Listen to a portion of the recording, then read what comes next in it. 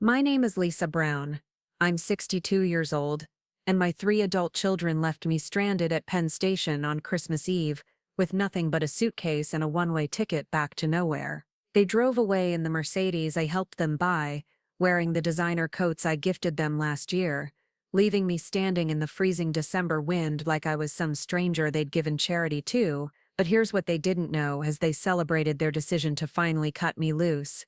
I wasn't just their mother, I was their financial lifeline, and I was about to teach them the most expensive lesson of their lives. Before we jump back in, tell us where you're tuning from, and if this story touches you, make sure you're subscribed, because tomorrow I've saved something extra special for you. I never thought I'd be the kind of mother who'd weaponize money against her own children, but then again, I never thought my children would be the kind of people who'd abandon their mother on the most sacred night of the year. The irony wasn't lost on me as I dragged my wheeled suitcase across the grimy station floor, dodging hurried commuters and holiday travelers.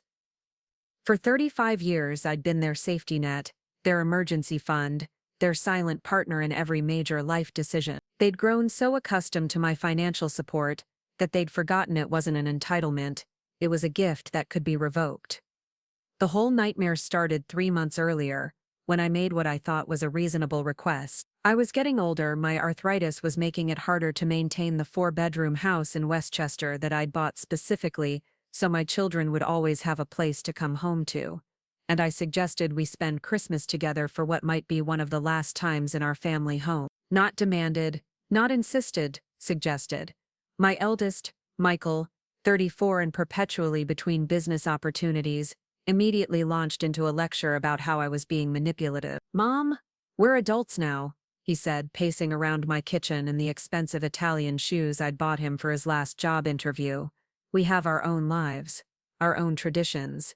You can't expect us to drop everything just because you're feeling sentimental." Sarah, 31 and working as a marketing consultant in the city, was more diplomatic but equally dismissive. "Maybe we could do New Year's instead," she offered, not looking up from her phone. "Christmas is just so hectic, and David and I were planning to go to his parents' cabin in Vermont." David, her boyfriend of 2 years, was a nice enough man, but I'd noticed he'd grown considerably more attentive to Sarah after learning about my substantial retirement portfolio.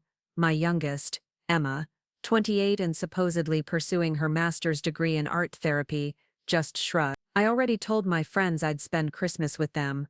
We're doing this whole Friendsgiving thing, but for Christmas, it's going to be so much more authentic than family drama."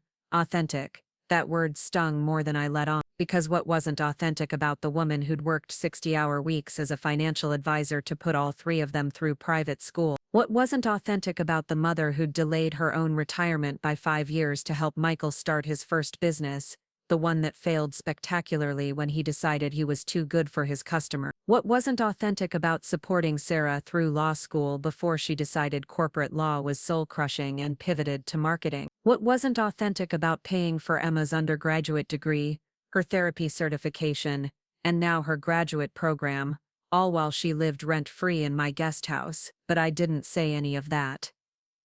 Instead, I swallowed my disappointment and said I understood. I suggested maybe we could do a small celebration before they all scattered to their respective plans. Even that was met with sighs and reluctant agreement.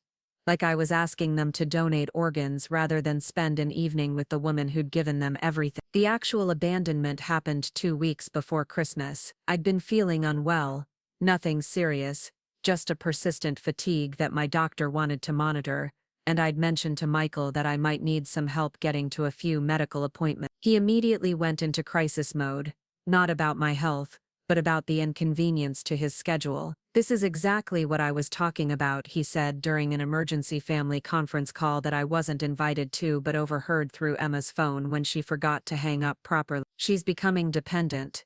First it's Christmas guilt, now it's medical appointments. Next she'll want to move in with one of us." Sarah's voice was crisp and businesslike. "We need to set boundaries. I've been reading about this. It's called emotional manipulation through manufactured crisis." She's probably not even that sick. Emma, my baby, the one I'd rocked through countless nightmares and supported through her quarter-life crisis and her art phase and her vegan phase and her spiritual awakening phase, delivered the final blow. Maybe it's time we had a conversation about her living situation.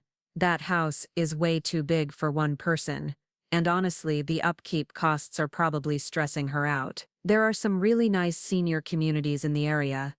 Senior communities, at 62, because I'd asked for help getting to a doctor's appointment. That's when they presented me with their solution. They'd found me a lovely assisted living facility in Florida, assisted living, not a senior community anymore, and they'd already put down a deposit. It was near a beach, they said. I'd love the weather. I'd make new friends. It would be a fresh start. We've been talking, Michael said, sitting in my living room like he was conducting a board meeting, and we think this is what's best for everyone. You'll have professional care. We won't have to worry about you being alone in this big house, and honestly, Mom, you'll be happier. I asked what would happen to my house, the home I'd bought and decorated and maintained for 3 decades. Sarah had clearly prepared for this question. We'll handle the sale. Don't worry about any of the logistics. We know a great realtor. I asked when this transition was supposed to happen. Emma, avoiding my eyes, mumbled something about as soon as possible and the sooner the better for your adjustment period. I asked if they'd considered that I might want some input in this decision about my own life. The silence that followed was more telling than any argument could have been. That's when I realized my children weren't trying to help me. They were trying to eliminate me as a responsibility while gaining access to my most valuable asset. The house in Westchester was worth just over $2 million. My retirement accounts were worth considerably more, and they'd grown tired of pretending they loved me enough to earn their inheritance through basic human decency. But I didn't explode. I didn't cry. I didn't even argue. I just said I needed time to think about it, and they exchanged those little glances that parents know. The ones that say she's being difficult again. Michael stood up and straightened his tie. Take all the time you need, Mom, but the deposit is non-refundable, and they're holding the spot until January 15th. January 15th. 6 weeks to dismantle my entire life and disappear to Florida so they could get on with theirs. That night I sat in my kitchen with a cup of tea and my financial planning software, and started making calculations. Not about assisted living costs or house sales, but about something much more interesting. I calculated exactly how much money I'd given my children over the past decade. Not loans, not investments, not money I expected back. Gifts. Michael's failed restaurant venture, $85,000. Sarah's law school and subsequent career changes, $112,000. Emma's education and living expenses, $97,000. The cars, the trips, the emergency funds, the temporary help with rent and mortgages and credit card debt. It all added up to just over $430,000. $430,000 in gifts to children who thought I was becoming a burden that needed to be managed. I leaned back in my chair and felt something I hadn't experienced in years. Clarity, not anger, not hurt, but a cold, sharp understanding of exactly who my children had become, and exactly what they thought I was worth to them. The next morning I called my attorney, Patricia Hendricks, a woman I'd known for 15 years and trusted completely. I told her I needed to make some changes to my estate planning, and I needed them done quickly and quietly. What kind of changes? She asked. The kind that my children won't see coming until it's too late. Patricia had handled my finances long enough to know that when I spoke in that tone, I wasn't being dramatic. I was being strategic. She scheduled me for that afternoon. The changes I made weren't vindictive. They were educational. I restructured my will so that my children's inheritances were tied to specific conditions. Conditions they'd need to meet over a period of years, not just show up and claim after my death. I established a trust that would require them to demonstrate financial responsibility, family commitment, and basic human decency if they wanted access to my estate. Most importantly, I transferred the deed of my house into the trust with very specific terms about when and how it could be sold. But those were long-term consequences. For the immediate lesson, I needed something more direct. I started by researching exactly how much my children owed, not to creditors, but to their current lifestyle expectations. Michael's rent in Manhattan was $4,000 a month, and I'd been supplementing it for 2 years. Sarah's car payments, insurance, and the expensive gym membership she considered essential were all coming out of an account I funded. Emma's graduate school tuition, her art supplies. Preparing and narrating this story took us a lot of time. So if you are enjoying it, subscribe to our channel. It means a lot to us. Now, back to the story. Her therapy sessions, even her organic grocery bills, all me. Then I did something I'd never done before. I added up every recurring payment I made on their behalf and calculated what would happen if those payments simply stopped. Michael would have 3 months before he'd need to find a cheaper apartment or get a roommate. Sarah would have to choose between her car and her lifestyle. Emma would have to make some very grown-up decisions about whether her master's degree was worth working a real job. The beauty of it was that I didn't have to do anything dramatic. I just had to stop doing the things I'd been doing so automatically that they'd forgotten they weren't entitled to them, but I knew that wouldn't be enough. My children had grown skilled at crisis management. When it came to extracting money from me, they'd call with emergencies, with opportunities, with guilt trips about how they just needed one more month, or one more payment, or one more loan to get back on their feet. They'd learn to navigate my emotions, like professional manipulators, and they'd do it again, so I needed them to understand that their financial security wasn't just connected to my generosity, it was completely dependent on it. And the best way to teach that lesson was to let them feel what complete financial insecurity looked like, just for a little while. The plan I developed was simple in concept but devastating in execution. I would systematically withdraw my financial support from all 3 of my children simultaneously, but I wouldn't tell them why. I'd let them think it was related to my health issues and my transition to assisted living. I'd let them believe that my money was tied up in medical expenses and moving costs, and I'd watch them scramble to maintain the lifestyles they'd built on my foundation without ever acknowledging that the foundation existed. Phase 1 was the easiest. I simply stopped making the payments I'd been making automatically. No fanfare, no announcements, just a quiet cessation of the financial support they'd taken for granted. Michael's rent supplement, Sarah's car payment, Emma's tuition money, all of it just stopped flowing. Phase 2 required more creativity. I started having conversations with each of them about my financial concerns related to my health and the move to Florida. I mentioned that I was having to reorganize my assets, and that there might be some temporary disruptions in my ability to help with their expenses. I said it with the kind of worried, apologetic tone that suggested I was as upset about it as they were, which made it harder for them to argue. Phase 3 was the most psychologically complex. I began documenting every interaction I had with my children, not for legal purposes, but for my own clarity. I wanted to see exactly how they responded when they thought my money might not be available. I wanted to see if they'd show concern for my well-being, or just concern for their access to my bank account. The results were both predictable and heartbreaking.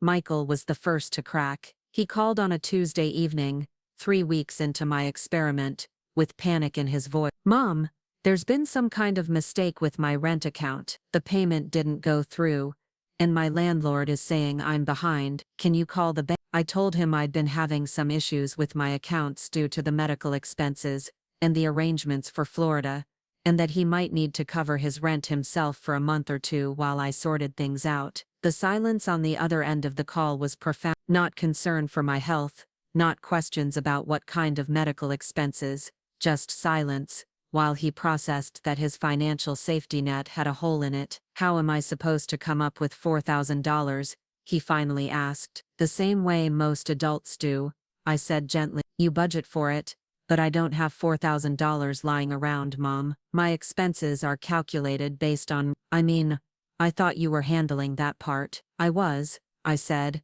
"but things changed." He hung up without asking how I was feeling or if there was anything he could do to help with my medical situation. He called back an hour later with a different strategy. "I've been thinking," he said, "maybe this Florida thing is a mistake. Maybe you should stay here where we can keep an eye on you. I could move back into the house temporarily, help with the upkeep, make sure you're not being taken advantage of by medical people, move back into the house, where he could keep an eye on me." It was almost funny how transparent he was. "That's sweet," I said, "but I think the change will be good for me. Besides, if you moved back in, how would you afford your apartment?" "Well," I figured, I mean, if I'm helping you, maybe the rent thing could work itself out. Helping me by living in my house rent-free while I paid for his Manhattan apartment. I told him I'd think about it. Sarah's response was more sophisticated, but equally revealing. She didn't call about a specific payment. She scheduled a lunch meeting like she was handling a business negotiation. I'm concerned about these financial disruptions you mentioned,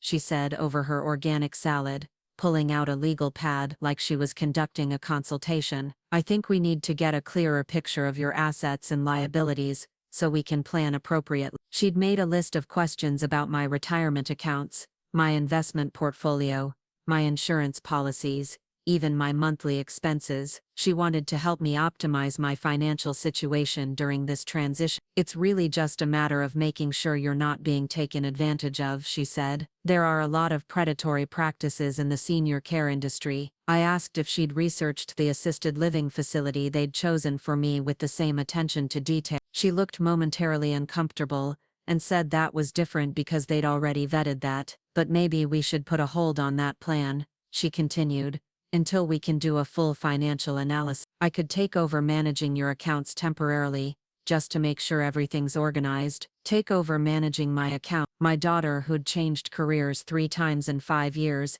and still occasionally asked me to help with her credit card payments, wanted to take over managing the retirement portfolio I'd built through 30 years of financial planning expertise. I told her I appreciated her concern, but that I was working with my existing financial advisor and attorney to handle the transition. She pressed for details about which advisor, which attorney, what specific steps I was taking. When I remained vague, she grew frustrated. Mom, we're trying to help you, but you're being secretive about everything. It's like you don't trust us. Trust? That was an interesting word choice from someone who was cataloging my assets while expressing concern for my welfare. Emma's reaction was the most emotionally manipulative, which surprised me because she'd always been the most genuinely affectionate of my children. She didn't call about money directly. She called crying about how stressed she was about school, and how she was worried about me, and how everything was falling apart at once. I just feel so helpless, she sobbed into the phone. You're dealing with all this medical stuff,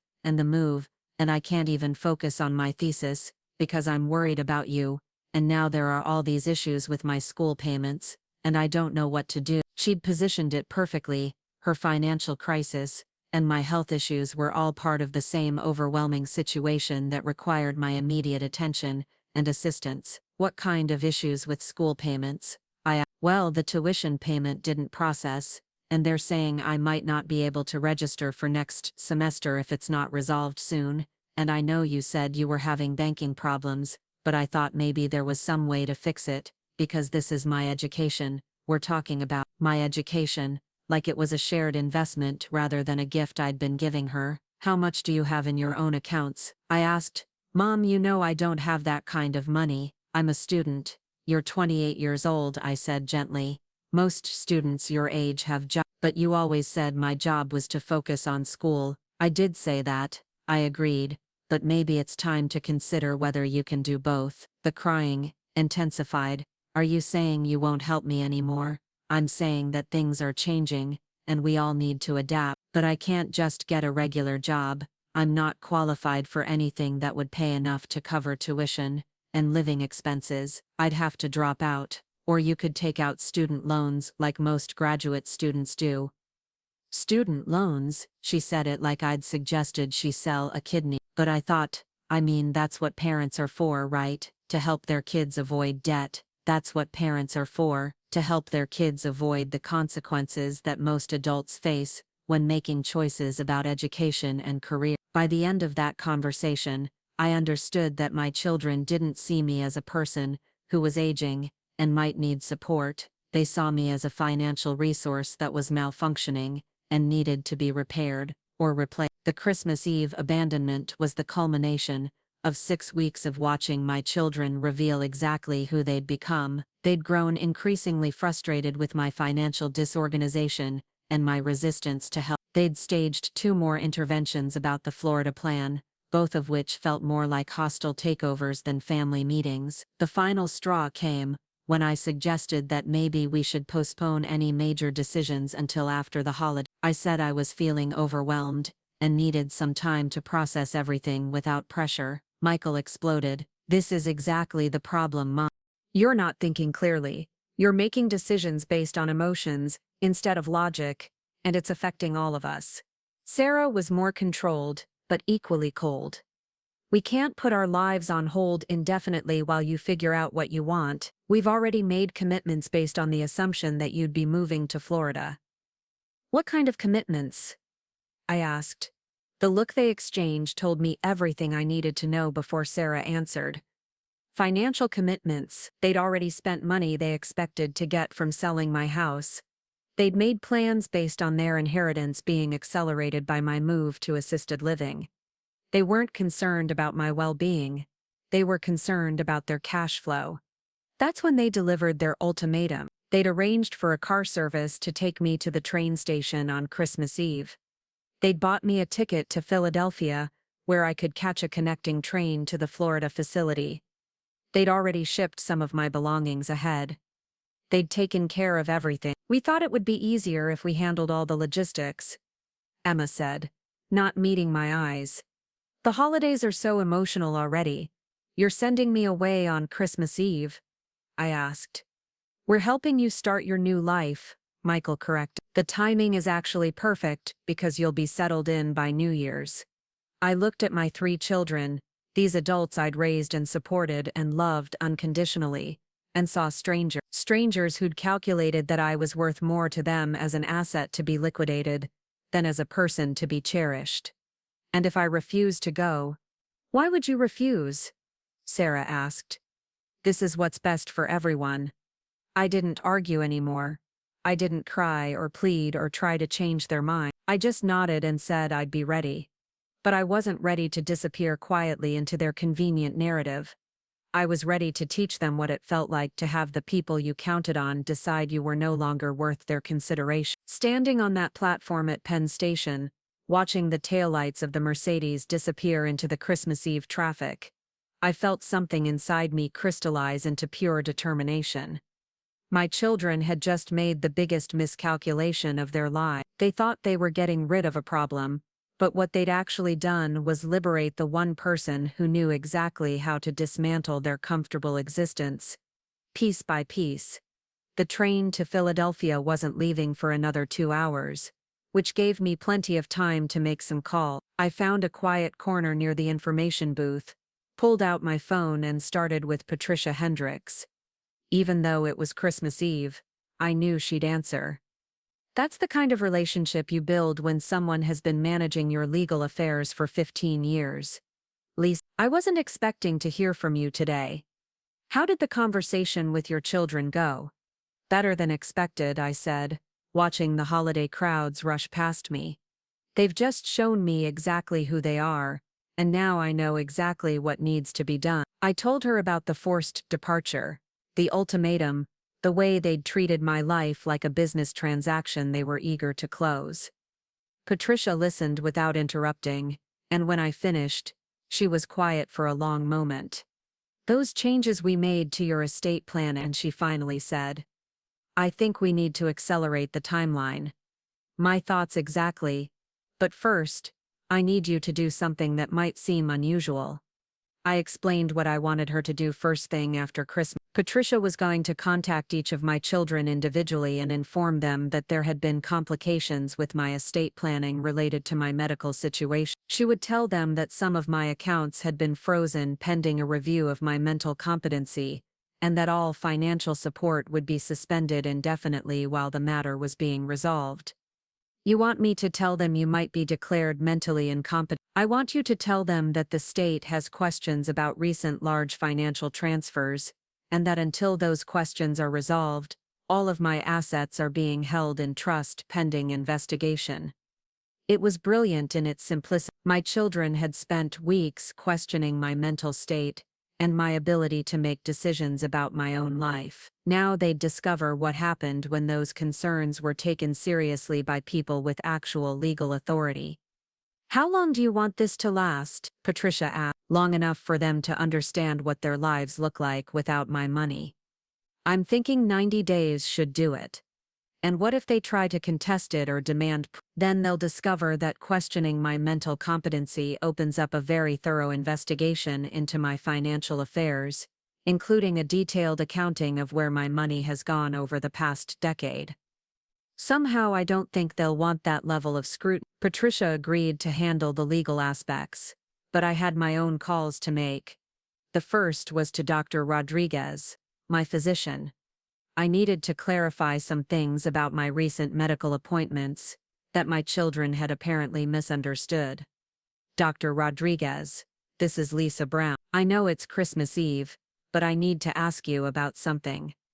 My children seem to be under the impression that I'm having serious health issues that affect my mental capacity. I wanted to confirm with you that my recent fatigue was related to stress, not dementia. Rodriguez sounded confused. Lisa, you know you're in excellent health for someone your age. The blood work was normal. Your cognitive function is sharp as ever. Where did they get the idea that you were having mental capacity issues?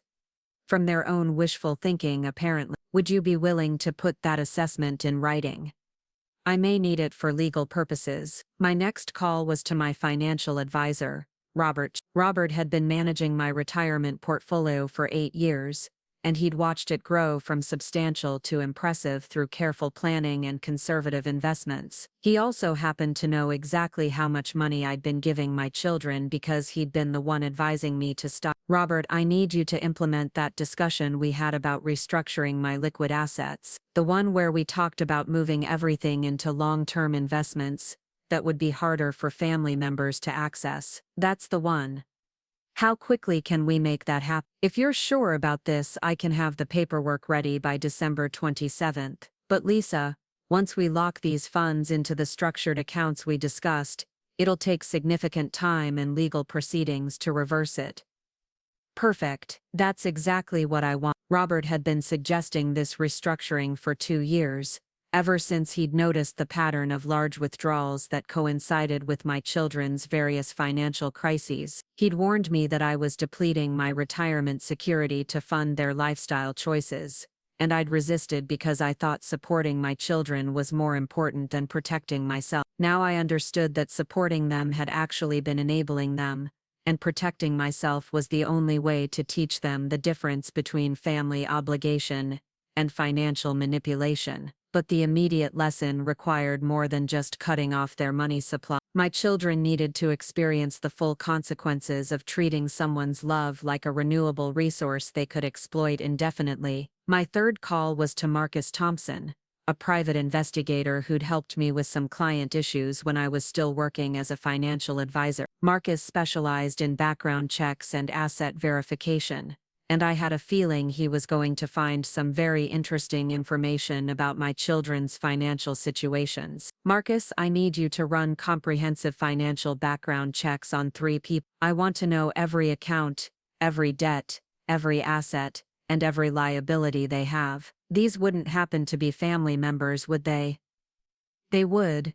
And Marcus, I want to know exactly how much trouble they're going to be in when certain sources of income suddenly disappear. Marcus agreed to start immediately and have preliminary reports ready within a week. He also mentioned something that hadn't occurred to me. Lisa, if you're planning what I think you're planning, you might want to consider having me document their recent behavior toward you. If this turns into a legal battle over financial abuse of an elderly person, you'll want evidence that you were competent and that they were acting against your interest. Financial abuse of an elderly person. I was 62, sharp as a tack, and financially savvy enough to have built a multi-million-dollar retirement portfolio, but my children had been treating me like I was an incompetent old woman whose money was theirs to manage. Maybe it was time they learned what actual legal scrutiny of that behavior looked like. By the time I boarded the train to Philadelphia, I'd set in motion a series of events that would systematically dismantle every assumption my children had made about their financial security.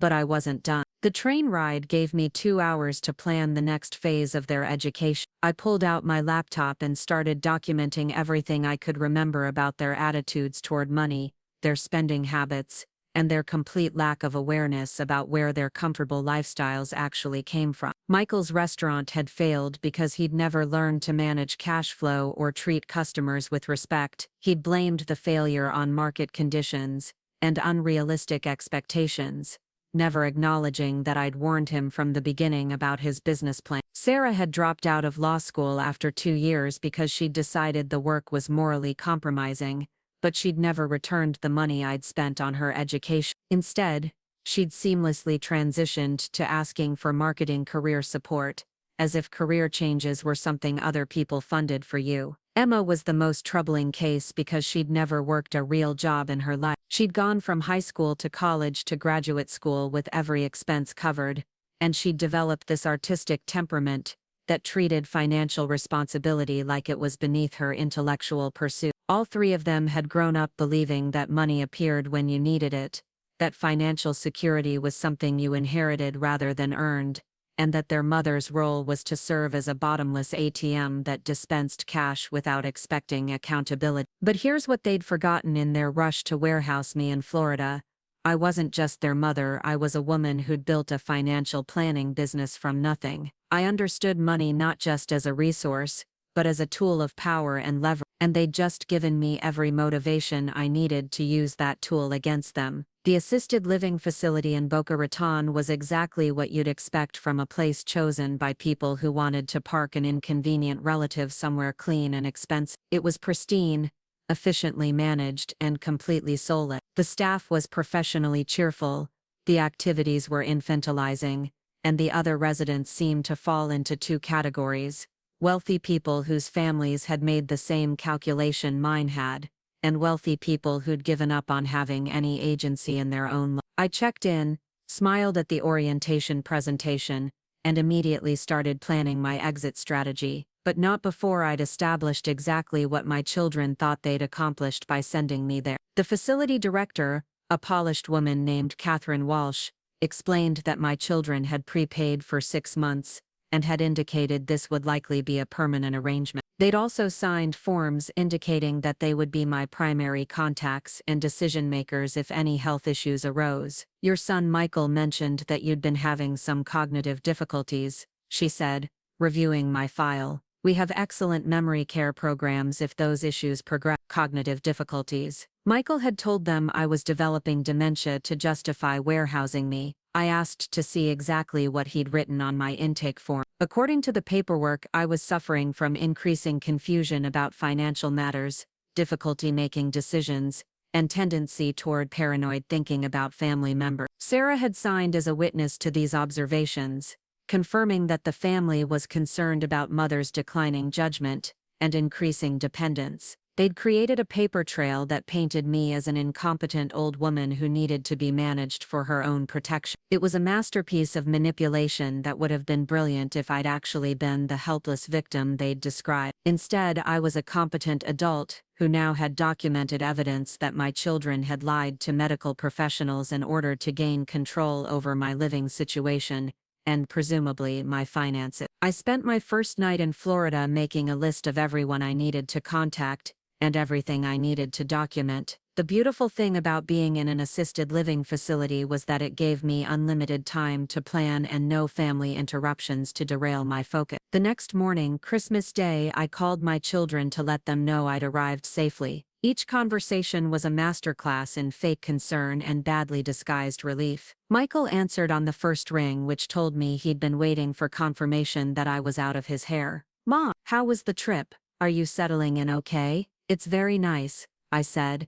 "The staff has been explaining all the services and programs. Did you know that they have excellent legal advocacy services for residents who are concerned about financial abuse?" "Financial abuse? Mom, what are you talking about?" "Oh, just some of the educational materials they gave me. Apparently, it's very common for elderly people to be taken advantage of by family members who gain control of their assets. The staff here is trained to recognize the signs." The silence on the other end of the line was profound. I continued cheerfully. "They're particularly concerned about cases where family members make false claims about mental competency in order to justify taking control of someone's living situation. Apparently, that's a red flag for financial exploitation." "Mom, Nobody's trying to exploit you, we're trying to help you. Of course you are, sweetheart. I'm sure when the attorneys review the intake forms you filled out, they'll understand that you had my best interests at heart when you described my cognitive difficulties. Another long pause. What attorneys? The ones who handle advocacy for residents. They review all the intake documentation to make sure families aren't misrepresenting their relatives' conditions. It's just standard procedure, nothing to worry about. I wasn't lying exactly. The facility did have legal advocacy services and they did review intake forms. I just wasn't mentioning that I hadn't actually requested a review yet. My conversation with Sarah was even more revealing. She immediately went into damage control mode, asking detailed questions about what I'd told the staff, what kind of documentation they'd requested, and whether I'd signed anything that might complicate my situation. I'm just concerned that you might misunderstand the legal implications of some of these advocacy services, she said. Sometimes they create problems where none existed before. What kind of problem? Well, if there are questions about your competency or your family's motivations,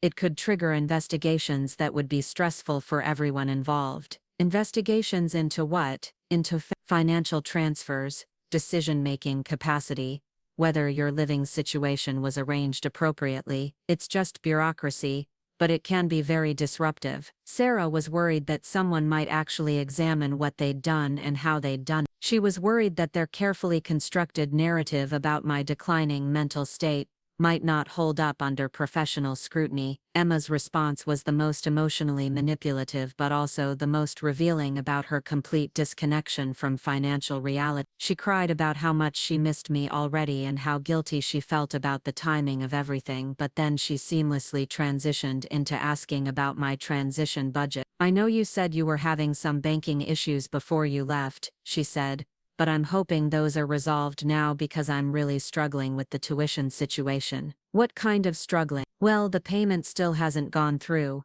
and the school is saying I might lose my spot if it's not resolved by January 3rd. I was hoping that maybe now that you're settled you could handle it from there. Now that I was settled, like being shipped off to assisted living had somehow improved my ability to pay her tuition. Emma, sweetheart, I'm going to be honest with you, my financial situation is more complicated than I initially realized. The move, the medical expenses, the legal arrangements, it's all much more expensive than I anticipated. But what about the house sale? I thought that was going to cover everything. The house sale is on hold pending some legal review. Apparently, when you move into a care facility, there are waiting periods and asset evaluations that have to be completed before any major financial transactions can proceed. This was also not entirely untrue. There were regulations about asset transfers for people in care facilities, particularly when those transfers might affect their eligibility for various benefits. I just wasn't mentioning that those regulations didn't apply to my situation,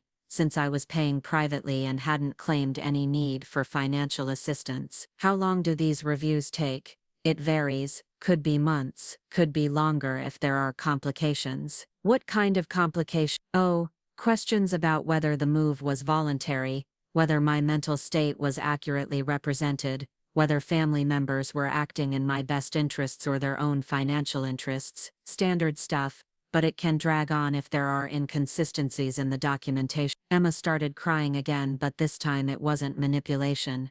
It was genuine panic. She was starting to understand that her financial support wasn't just temporarily disrupted, it was potentially gone indefinitely. After I hung up from that conversation, I sat in my sterile little apartment and felt something I hadn't experienced in years: complete control over my own life. For the first time since my children had become adults, I wasn't reactive to their crises, their demands, or their emotional manipulation. I was proactive, strategic, and completely focused on teaching them the most important lesson of their lives. But the lesson wasn't just about money. It was about respect, about recognizing that the people who love you are not resources to be exploited. It was about understanding that support is earned through behavior, not demanded through entitlement. Over the next week I received daily calls from all three children, and the progression was fascinating to observe. At first they were concerned about logistics. When would my banking issues be resolved? When would the house sale proceed?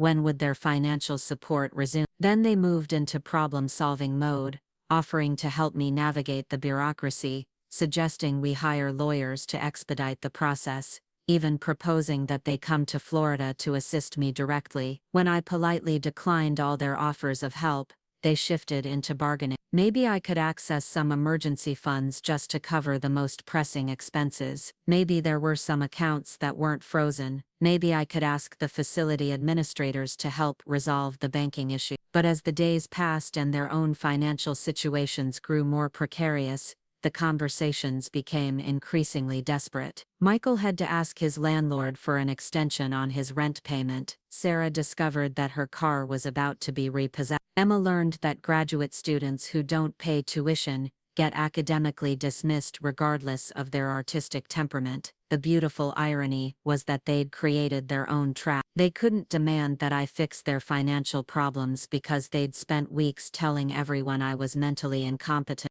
They couldn't accuse me of manipulating them because they'd established a narrative that I was confused and dependent. They couldn't even get angry at me because that would contradict their own story about being loving children who'd made difficult decisions for my own protection. By New Year's Day, exactly 1 week after they'd abandoned me at Penn Station, all 3 of my children were experiencing genuine financial stress for the first time in their adult lives. And I was just getting started. The next phase of their education was going to be much more comprehensive, because I'd spent the week doing research that would have impressed Marcus Thompson. The assisted living facility had excellent internet access and unlimited time for residents to pursue their interests. My interest happened to be conducting a forensic analysis of my children's financial vulnerabilities. Michael's restaurant failure hadn't just cost me $85,000.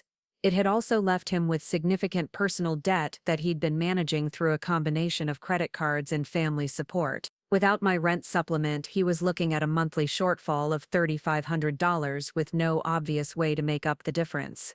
Sarah's marketing career was actually a series of contract positions that paid well but irregular. She'd been using my financial support to maintain cash flow between projects, but without that buffer, she was facing the reality that her lifestyle costs significantly exceeded her actual earning capacity. Emma's graduate program was the most expensive form of extended adolescence imaginable. Her tuition was $47,000 a year, but her living expenses, art supplies, therapy costs, and general lifestyle expenses brought her annual dependency on me to nearly $70,000. She'd never held a job that paid more than $15 an hour. But the most interesting discovery was what they'd planned to do with my house. I'd given Marcus Thompson permission to run background checks on all 3 children, and he'd found some fascinating information about their recent financial activities. 2 weeks before Christmas, Michael had applied for a business loan using my house as collateral. The loan application listed him as my financial power of attorney, and indicated that the property would be available as security once I was permanently relocated to supervised care. Sarah had been more sophisticated. She'd opened a business account for something called Brown Family Asset Management, and had been researching property management companies that specialized in estate liquidation for elderly transition clients. Emma had been the most direct. She'd contacted 3 different real estate agents about selling my house, telling them that I was moving to Florida for health reasons, and that the family wanted to move quickly to avoid emotional complications. They hadn't just planned to warehouse me in Florida. They'd already started liquidating my assets. They'd been so confident that I was too weak or too confused to resist their plans, that they'd begun spending money they didn't have yet, and making commitments based on inheriting my estate years ahead of schedule. Now, instead of gaining access to my assets, they were discovering what life looked like when all their assumptions about financial security turned out to be illusions. And this was still just the beginning of their education. The real lesson was going to start when they realized that my banking problems weren't temporary complications that would resolve themselves in a few weeks. They were permanent changes that reflected their new status in my life, not as beloved children whose needs would always be my priority, but as adults who'd proven they couldn't be trusted with access to my resources. I spent New Year's Eve in my temporary Florida apartment, watching the fireworks over the ocean and planning exactly how I was going to restructure my entire financial life to ensure my children never again had the opportunity to treat me like a commodity they could cash in when convenient. The next morning, I called Patricia Hendricks to begin implementing the most comprehensive financial restructuring of my life. It wasn't revenge. It was education, and my children were about to discover that when you mistake someone's generosity for weakness, you might find out how strong they actually are. The first week of January brought me Marcus Thompson's preliminary investigation reports, and what I read made my blood run cold. My children hadn't just been careless with my money or thoughtlessly dependent on my support. They'd been systematically planning to gain control of my assets for months, and their scheme was far more sophisticated than I'd imagined. Marcus had uncovered a paper trail that told a story of calculated manipulation. In September, 3 months before my forced departure, Sarah had consulted with an elder law attorney about protective asset management for aging parents. She'd asked specific questions about when families could legally intervene in financial decisions and what documentation would be required to establish mental incompetence. In October, Michael had met with a financial planner about inheritance acceleration strategies and had inquired about borrowing against future estate distributions. He'd provided detailed estimates of my net worth and had discussed timeline expectations for accessing those funds. In November, Emma had researched compassionate care placement services and had saved information about facilities that specialized in memory care transition. She'd even contacted my insurance company to ask about coverage for long-term care, despite my never having been diagnosed with any condition requiring such care. They'd been planning my removal for months while pretending to be concerned about my well-being. Every conversation about my health, every suggestion about downsizing, every expression of worry about me living alone, had been part of a coordinated campaign to justify what they'd already decided to do. But Marcus had found something even more disturbing. Michael's loan application hadn't just used my house as collateral. He'd forged my signature on a power of attorney document that would have given him legal control over my finances. The document was dated 3 weeks before Christmas, which meant he'd been preparing to steal my assets even before they'd told me about their Florida plan. I stared at the photocopy of my own signature, perfectly reproduced on a document I'd never seen, and felt something shift inside me from disappointment to fury. This wasn't just ingratitude or selfishness. This was fraud. This was elder abuse. This was a criminal conspiracy orchestrated by my own children. I called Patricia immediately. "Patricia, I need you to file criminal charges against Michael for forgery and attempted financial fraud. I also need you to investigate whether Sarah and Emma were accessories to this conspiracy." "Lisa, are you absolutely certain you want to pursue criminal charges against your own son?" "I'm certain. I want to pursue justice against someone who forged my signature to steal my house. The fact that he's my son makes it worse, not better." Patricia agreed to file the necessary paperwork, but she warned me that criminal charges would make everything public. There would be court proceedings, media attention if the case was significant enough, and permanent damage to my relationship with my children. "Patricia, they damaged the relationship when they decided I was worth more to them as an asset than as a person. I'm just making sure there are consequences for that choice." While Patricia handled the legal aspects, I turned my attention to the more immediate problem of my children's deteriorating financial situation. By the second week of January, their individual crises were becoming impossible to manage, and their attempts to contact me were growing increasingly desperate. Michael's landlord had started eviction proceedings. Without my monthly supplement, he couldn't cover his rent, and his credit cards were maxed out from trying to bridge the gap. He'd called me 6 times in 2 days, leaving increasingly frantic voicemails about needing emergency assistance to avoid homelessness. "Mom, I know you're dealing with your own issues, but I'm about to lose my apartment. I just need enough to get current on rent, and then I can figure out a longer-term solution. Please call me back." The longer-term solution, of course, was for me to resume paying his living expenses indefinitely. But Michael was about to learn that some bridges, once burned, can't be rebuilt with emergency phone calls. Sarah's situation was more complex but equally satisfying to observe. Her car had been repossessed, which meant she couldn't easily travel to client meetings, which meant she was losing contract opportunities, which meant her income was declining just as her need for transportation was increasing. She'd tried to lease a new car, but without my financial backing, her credit wasn't sufficient for the payments she could afford. She'd also discovered that her health insurance had been canceled. Apparently, I'd been covering her premium payments for so long that she'd forgotten they weren't automatic. Without insurance, her prescription costs and therapy sessions were suddenly unaffordable, which was creating additional stress that was affecting her work performance. Emma's crisis was the most dramatic because she'd never developed any coping skills for financial adversity. She'd been dropped from her graduate program for non-payment, which meant she also had to vacate the student housing I'd been funding. She had no job, no savings, no credit history, and no experience managing money because I'd managed everything for her entire adult life. She'd called me crying hysterically, begging me to contact the school and arrange a payment plan so she could resume her study. When I explained that my funds were still tied up in legal proceedings, she'd suggested I take out a loan against my house to cover her tuition. But Mom, this is my future we're talking about. I can't just stop my education because of some temporary banking problems.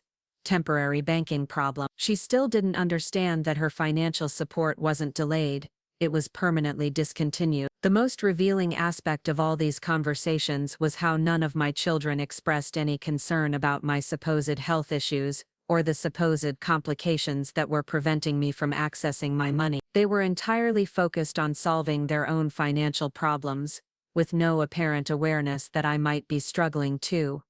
It confirmed everything I'd suspected about their motivations. They didn't see me as a person who might need support during a difficult transition. They saw me as a malfunctioning ATM that needed to be repaired so it could resume dispensing cash. But their individual financial crises were just the beginning of their education. The real lesson started when they tried to coordinate their response to what they perceived as a temporary problem with a simple solution. On January 15th, exactly 1 month after they'd abandoned me at Penn Station, I received a conference call from all 3 children. They'd clearly planned this conversation in advance, and they'd assigned roles to each participant. Michael was the spokesperson. "Mom, we've been talking and we think there might be some miscommunication about your financial situation. We want to help you resolve whatever bureaucratic issues are preventing you from accessing your accounts." Sarah was the analyst. "I've been researching the regulations around asset management for care facility residents, and most of these holds can be resolved pretty quickly with the right legal assistance." Emma was the emotional appeal. "We're all really worried about you, and we want to make sure you have everything you need, but we're also concerned that you might not be getting good advice about your options." It was a coordinated intervention designed to pressure me into accepting their help, which would conveniently resolve their financial problems while re-establishing their access to my resources. "What kind of help are you offering?" I asked. "Well," Michael said, "we could come down to Florida and meet with your financial advisors directly.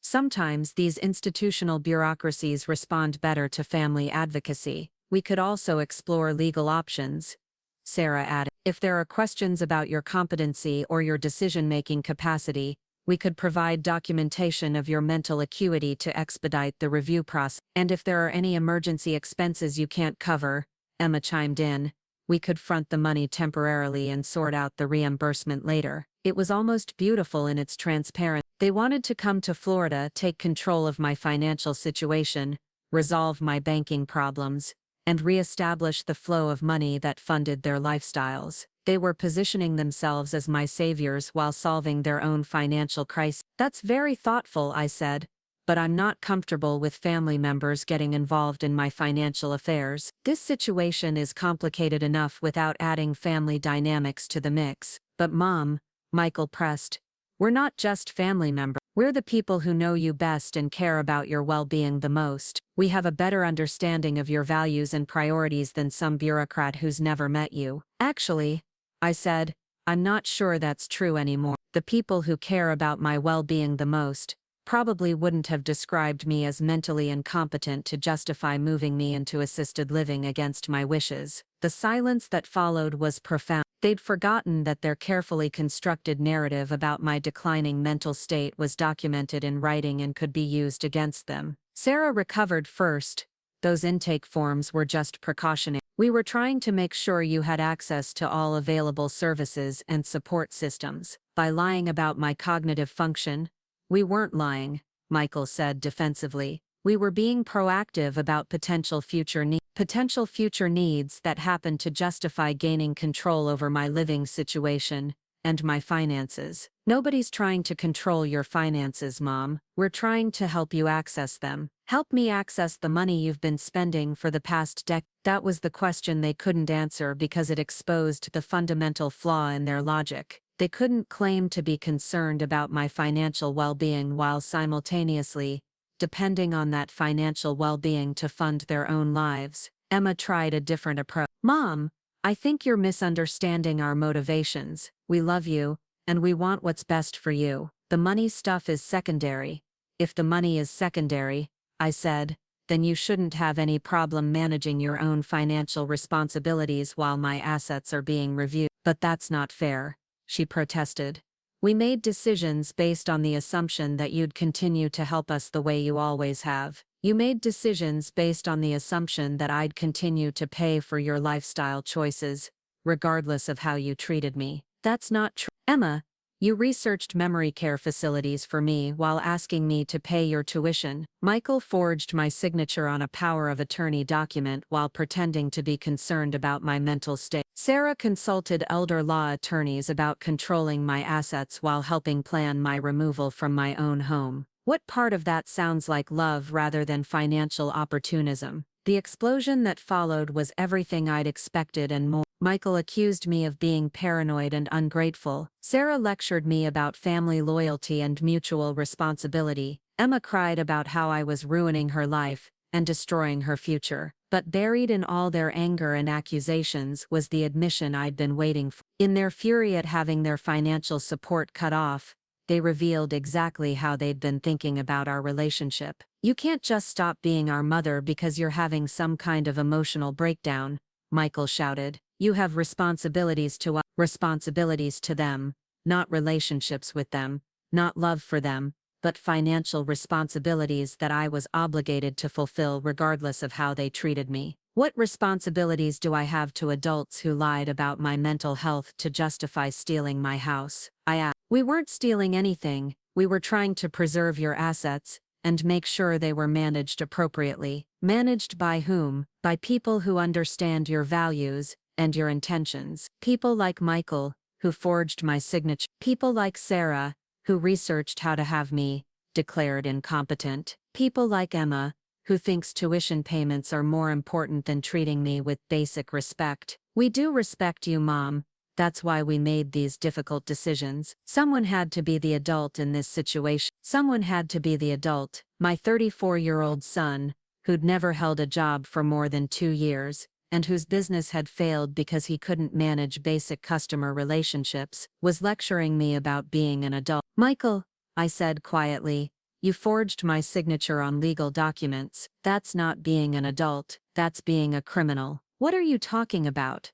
The power of attorney document you used to apply for a loan against my house, the one with my signature that I never signed. That's called forgery, and it's a felony. The silence was different this time, not shocked silence, but terrified silence. I don't know what you think you found, but I found photocopies of the documents you filed with the bank. I also found records of your conversations with the loan officer about your timeline for accessing my assets. It's all very well documented. You can't prove I forged anything. Actually, I can. I had my signature analyzed by a forensic handwriting expert. Would you like to guess what they found? I was bluffing about the handwriting analysis, but Michael didn't know that. What I did have was Marcus Thompson's investigation, Patricia Hendrick's legal expertise, and a growing file of evidence that painted a very clear picture of attempted financial fraud. You're trying to have me arrested? His voice had gone very small. I'm trying to have justice served. If that results in your arrest, that's a consequence of your choices, not mine. Sarah jumped in, trying to control the damage. Mom, I think we all need to step back and approach this more rationally. There might be some misunderstandings that can be resolved without involving lawyers or law enforcement. What kind of misunderstandings? Maybe Michael made some mistakes in the paperwork. Maybe some documents were filed incorrectly. Maybe there were communication breakdowns that created confusion about your intentions. Sarah was trying to minimize felony fraud as paperwork mistakes and communication breakdowns. It was impressive in its audacity and pathetic in its desperation. Sarah, your brother forged my signature to try to steal my house. That's not a communication breakdown, that's a crime. But prosecuting him won't solve anything. It'll just create more problems for everyone. It'll solve the problem of him thinking he can commit fraud without consequence. What do you want from us, Mom? What would it take to resolve this without destroying our family? That was the question I'd been waiting for. What did I want from them? I wanted them to understand that treating someone's love like a renewable resource eventually depletes. I wanted them to experience the consequences of mistaking generosity for weakness. I wanted them to learn that financial security built on someone else's sacrifice isn't security at all. It's dependence disguised as entitlement. But most of all, I wanted them to understand that respect isn't something you can demand after you've proven you don't deserve it. What I want, I said, is for you to experience what it feels like to be treated the way you treated me. I want you to know what it's like to have the people you count on decide you're not worth their consideration. I want you to understand the difference between family support and financial exploitation. We never exploited you. You lied about my mental health to justify controlling my living situation. You forged my signature to steal my assets. You planned my removal from my own home while pretending to be concerned about my well-being. What would you call that? Emma was crying again, but this time it wasn't manipulation. It was genuine recognition of what they'd done. We didn't mean for it to be like that. We thought we were helping. You thought you were helping yourselves to my money while getting rid of me as an inconvenience. That's not fair. Fair would have been asking me what I wanted instead of deciding what was convenient for you. Fair would have been treating me like a person whose opinions mattered instead of a problem that needed to be solved. Fair would have been acknowledging that supporting you financially for the past decade was a gift, not an obligation. So what happens now? Michael asked. You're just going to cut us off forever. You're going to have me arrested. You're going to destroy our family over money. I'm not destroying our family over money. You destroyed our family when you decided money was more important than treating me with basic human dignity. I'm just making sure there are consequences for that choice. But what about Emma's education? What about Sarah's career? What about my housing situation? We can't just start over from nothing. Why not? Most adults manage to support themselves without their parents funding their lifestyles indefinitely. But we're not most adults. We're your children. You are adults who happen to be my children, and adults are responsible for the consequences of their choices. The conversation ended with threats, tears, and accusations, but it also ended with a clear understanding of our new reality. My children were no longer my financial dependents, and I was no longer their emergency fund. They were going to learn to support themselves, or they were going to fail trying, but they were going to do it without my money. What they didn't know yet was that their financial education was just beginning. The criminal charges against Michael were only the first phase of consequences they'd face for their betrayal. The real reckoning was still coming, and it was going to teach them lessons about respect, responsibility, and the real cost of treating family like a business transaction. Over the next 2 weeks, I watched from my temporary Florida residence as their carefully constructed lives began to collapse in ways that were both predictable and profoundly satisfying. Michael's eviction proceeded on schedule, and he ended up moving in with a friend who charged him more rent than he could afford for a couch in a studio apartment. Sarah's business collapsed as her transportation and communication infrastructure fell apart, and she was forced to take a retail job that paid less than half her previous income. Emma moved back in with friends from college, sleeping on floors and borrowing money for basic necessities, while trying to figure out how to restart her education with student loans and part-time work. But the most interesting development was how they started turning on each other as their individual situations became more desperate. Michael blamed Sarah for encouraging the Florida plan that had triggered my financial retaliation. Sarah blamed Emma for being too demanding and creating the impression that they were financially exploiting me.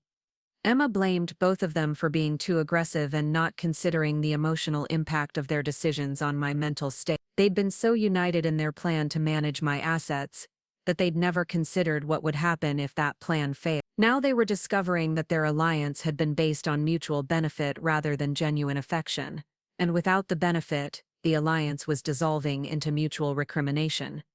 I found their dysfunction oddly comforting. It confirmed that my assessment of their character had been accurate, and it validated my decision to protect myself from people who would exploit family relationships for financial gain. But I also knew that their current suffering, while satisfying, wasn't sufficient to teach them the deeper lessons they needed to learn. They still saw me as the problem rather than recognizing their own behavior as the cause of their difficulty. They still thought this was a temporary crisis that could be resolved through negotiation rather than a permanent consequence of choices they'd made about who they wanted to be. The next phase of their education was going to require showing them exactly how much control they'd actually given me when they'd tried to control me. And that lesson was going to change everything they thought they knew about power, family, and the price of betrayal. February brought the moment I'd been waiting for since Christmas Eve. Patricia called with news that would change everything my children thought they knew about their futures. The criminal charges against Michael had been filed, but that was just the opening move in a much larger game. Lisa, the district attorney's office, is very interested in this case. Apparently, elder financial abuse cases involving forged documents are a priority, especially when there's evidence of conspiracy among multiple family members. Conspiracy. They think Sarah and Emma were involved in the forgery. They think Sarah and Emma were involved in a broader pattern of financial manipulation designed to gain access to your assets. The consultation with the elder law attorney, the research into competency proceedings, the coordination of your removal to assisted living. It all points to a coordinated effort. I felt a chill that had nothing to do with the Florida air condition. I'd wanted consequences for my children's behavior, but hearing it described as a criminal conspiracy made the reality of what they'd done somehow more stark. What does this mean for them? It means they're all potentially facing serious charges. Michael is looking at forgery, attempted fraud, and elder abuse. Sarah could be charged as an accessory and for conspiracy to commit financial fraud. Emma might face charges related to conspiracy and participating in the development of false documentation about your mental state. Patricia explained that the prosecutor's office had been building a case against families who targeted elderly relatives for financial exploitation, and my situation fit their profile perfectly. They had documented evidence of planning, coordination, false statements about my competency, and attempted theft of assets. They want to make an example of this case because it demonstrates how sophisticated these family-based financial abuse schemes can be. An example: my children were going to become cautionary tales about what happened when families decided their elderly relatives were worth more as sources of money than as people deserving respect. But before the criminal case could proceed, something unexpected happened that would complicate everything I thought I knew about my children's motivations. Marcus Thompson called with information that made me reconsider whether I fully understood the scope of what they'd been planning. His deeper investigation had uncovered financial records that painted a much more disturbing picture than simple greed or entitlement. Lisa, I found something that changes everything. Your children weren't just planning to control your assets. They were planning to liquidate them completely. Marcus had discovered that Sarah's Brown Family Asset Management Company wasn't just a vehicle for managing my estate. It was connected to a broader network of companies that specialized in what could only be described as estate liquidation fraud. They were working with a firm called Heritage Wealth Transitions that has a very specific business model. They identify elderly individuals with substantial assets and adult children who are financially dependent. Then they provide consultation services to help the children gain control of the parents' assets as quickly as possible. You're saying this was bigger than just my family. I'm saying your children were getting professional advice on how to systematically strip your wealth and hide their involvement. This wasn't amateur hour. This was a coordinated operation designed to make your assets disappear while providing legal cover for the people taking them. Marcus had found email communications between Sarah and Heritage Wealth Transitions, dating back 6 months. The consultations had covered everything from competency evaluations to asset protection strategies, to end-of-life care planning that minimizes family exposure to estate tax. They'd been planning not just to control my money, but to ensure that by the time I died, there would be very little estate left to distribute. They wanted to spend my wealth while I was alive and unable to stop them, leaving just enough to avoid suspicion but not enough to matter. How much are we talking about? Based on their projections, they estimated they could access roughly 80% of your total net worth within 2 years of gaining guardianship. The assisted living placement was just the first step in a much longer process. I had to sit down. My children hadn't just been planning to warehouse me in Florida. They'd been planning to systematically loot my life savings while I was still alive to watch them do it. But Marcus wasn't finished. There's something else. Heritage Wealth Transitions has been under federal investigation for 18 months. The FBI has been building a case against them for running what amounts to a legalized elder abuse operation. Your children's case might be exactly what they need to bring charges against the whole organization. That afternoon, I found myself in a situation I'd never imagined, sitting in a federal building in Tampa, explaining to FBI agents how my own children had tried to steal my life savings with professional help. Agent Rebecca Martinez was lead investigator on the Heritage Wealth Transitions case, and she explained that my situation was both typical and valuable to their investigation. We've been tracking this organization for over a year, but most of their victims don't realize they're being victimized until it's too late. Your case is unusual because you recognized the manipulation early and documented the evidence. Agent Martinez showed me files on dozens of other families where Heritage Wealth Transitions had provided consultation services. The pattern was always the same: identify elderly individuals with assets and strained family relationships, then provide the adult children with a roadmap for gaining legal control while maintaining plausible cover. In most cases, by the time we get involved, the assets have been transferred, the elderly person has been placed in care, and the adult children have legal documentation supporting their actions. Your case is different because you stopped the process before they could complete it. I asked what would happen to my children if they cooperated with the federal investigation. Agent Martinez was frank about the reality. If they provide information about Heritage Wealth Transitions and testify about the services they received, we might be able to work with the district attorney to reduce their charges. But they're still looking at serious consequences for what they attempted to do to you. And if they don't cooperate, then they'll face the full weight of both the state charges and any federal charges that might apply. Conspiracy to commit financial fraud across state lines is a federal crime, especially when it involves targeting elderly victims. That evening, I called Patricia to discuss the implications of everything I'd learned. The criminal case against my children was now connected to a federal investigation that could result in much more serious consequences than I'd originally intended. Lisa, this has gotten bigger than family justice. Your children are potentially looking at federal prison time if they're convicted on all charges. Do you think I should back down? I think you need to decide whether you want justice or revenge, because at this point, you might get both whether you want them or not. That night, I sat in my sterile assisted living apartment and thought about what my children's futures looked like. Michael could face up to 10 years in federal prison for the forgery and fraud charges. Sarah could face 5 years for conspiracy and accessory charges. Emma could face 3 years for her role in documenting false information about my mental state. These were my children. I'd raised them, loved them, supported them through every crisis and disappointment they'd faced. And now I was potentially sending them to federal prison for trying to steal from me.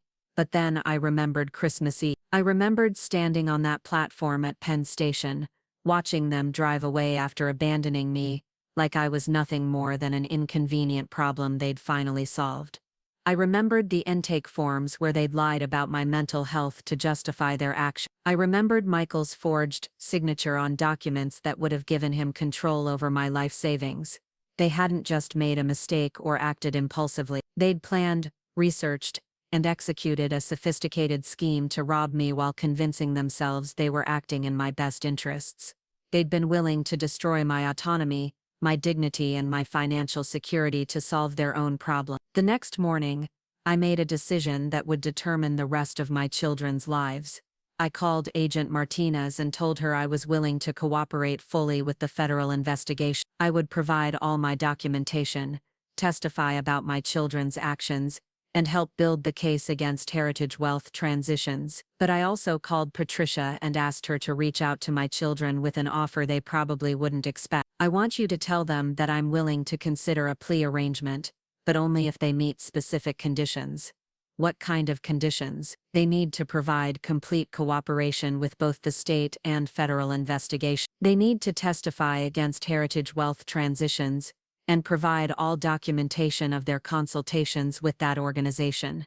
They need to publicly acknowledge what they did and take responsibility for their actions. And in exchange, I'll advocate for reduced sentences, and I'll agree to supervised restitution instead of imprisonment, provided they complete financial responsibility education and perform significant community service related to elder abuse prevention. It wasn't mercy, it was education through consequences that might actually teach them something valuable instead of just destroying their lives. Patricia agreed to present the offer, but she warned me that my children might not be in a position to refuse even if they wanted to. Lisa, when they realize the scope of what they're facing, they may not have any choice but to cooperate.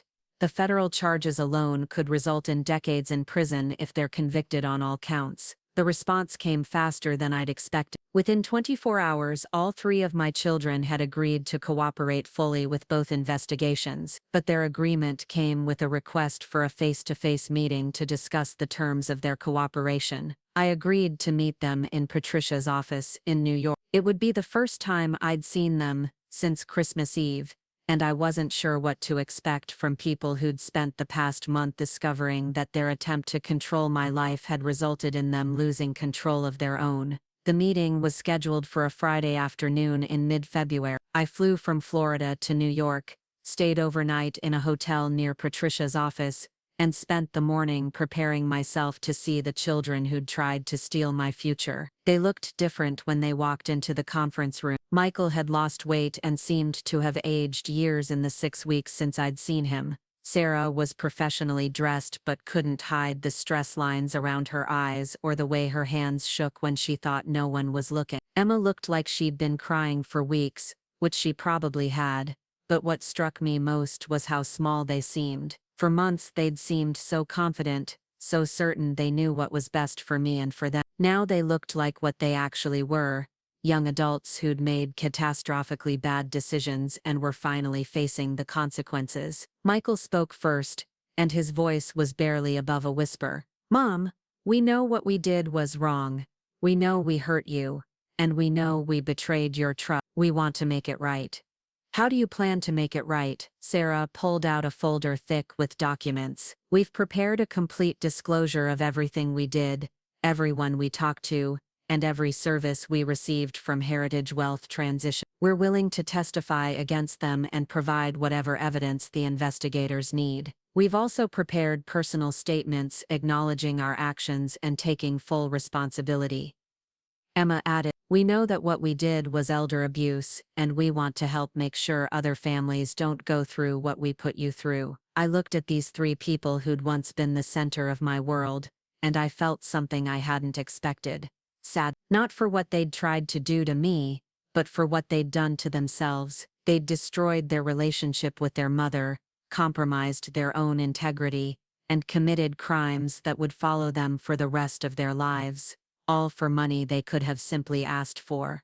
I asked, "Why didn't you just talk to me about your financial problems? Why didn't you ask for help instead of trying to take control?" The silence that followed was profound. Finally, Sarah answered with an honesty that surprised me. "Because we were ashamed. We were ashamed that we needed so much help, ashamed that we couldn't support ourselves, ashamed that we'd become so dependent on you that we couldn't imagine our lives without your financial support. So you decided to take control instead of asking for it." "We decided to solve the problem permanently," Michael said. "We thought if we could gain access to your assets, We could use them responsibly and you'd never have to worry about us again. And the assisted living facility. We convinced ourselves you'd be happier there, Emma said, tears starting again. We told ourselves we were protecting you from the stress of managing everything alone. But really, you were protecting yourselves from having to ask permission to spend my money. They all nodded, and the shame on their faces was genuine. They'd finally understood